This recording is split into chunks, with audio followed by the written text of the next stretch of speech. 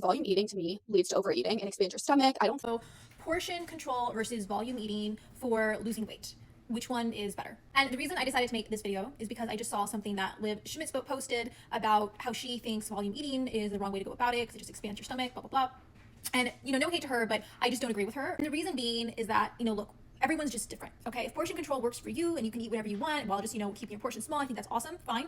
But everyone's built differently. And I personally am someone who is more about volume eating. I eat things that are naturally whole foods. So I try to eat pretty normally healthy, things that are not processed, things that are not, not fast food.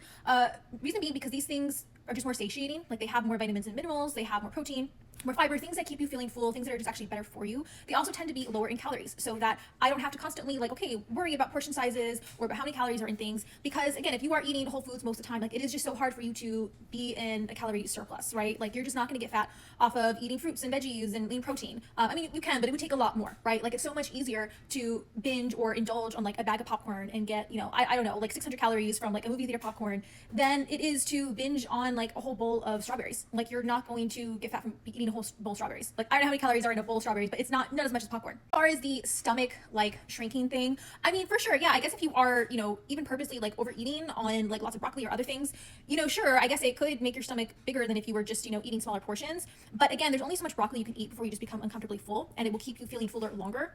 Versus if you are eating small portions, yeah, I mean, that does work too. That can help shrink your stomach so you don't feel as hungry.